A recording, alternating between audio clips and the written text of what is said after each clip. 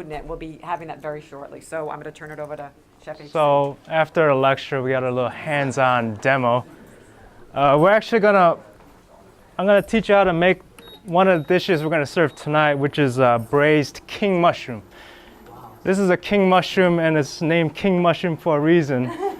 You can see how big this bad boy is, and I have some fresh herbs, some sage, marjoram, and thyme. This is from my garden. This was picked just an hour ago. The essential oils in this, compared to something you would buy in a store, there's no comparison. Okay, so we're gonna cook with no oil, and that's pretty hard to do for some people because you got a non-stick surface such as stainless steel, and you put food in there, it will stick. So we're gonna use vegetable broth. This will keep it from sticking. So this is just a hot pan. Okay, we're gonna actually infuse it with some garlic.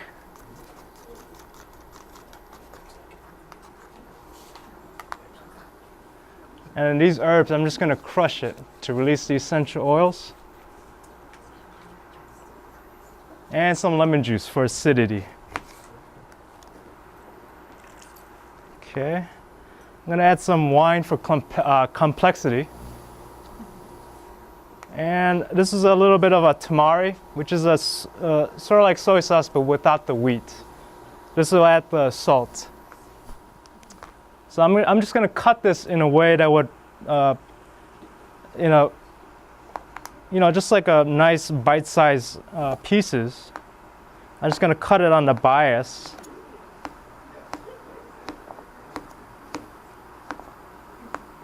Okay. So you can see the pieces there. I'm just gonna add it to the broth. And this will just take maybe 3 minutes. We'll just let it boil, and what it's doing is it's concentrating the flavors. We're evaporating the water. We're intensifying the flavors. So a lot of healthy cooking, if it doesn't taste good, like Dr. Campbell said, it doesn't matter. It's healthy. No one's gonna eat it. So I work with a lot of pediatric kids, and those are the toughest critics, and they won't lie. And they'll tell you, they'll break your heart. I know everybody here would,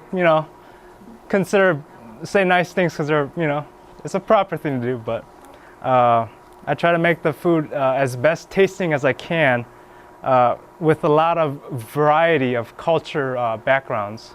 And when I went to school, I had roommates from Mexico, from Ukraine, from Poland, and I would always try to pick their brain. What does your mom cook? What is your background, your culture?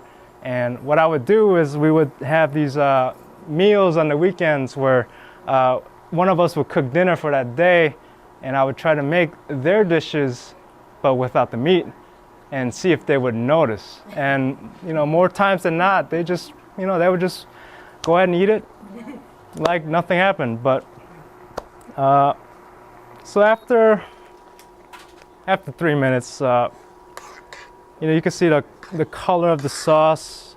You could smell the aroma. But this will be served today. So hopefully, this course would sort of help you to develop your own recipes, because this is such a generic, just a background where you could apply different vegetables, different seasonings. It's unlimited. So today we're gonna have a lot of tasty dishes. We have a braised mushrooms with stock and herbs, and we have rice pilaf. That's like sort of Middle Eastern inspired. We got a Spanish quinoa with tomatoes and peppers, and we got from my hometown, well, not my hometown, but my parents' hometown in Korea. We got japchae noodles, which are sort of sweet potato-based noodles with the peppers and stir fry, and we have and roasted vegetables, and a salad with zesty lemon dressing. So I thank you for everybody to coming here today.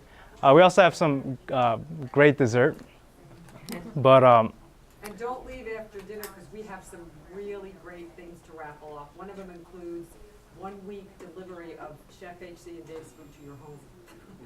So we have, and then we have an energy massage. We have lots of great things to give away today. so please, I know everybody's hungry, so go right ahead and just help yourselves. Good job. Thank you.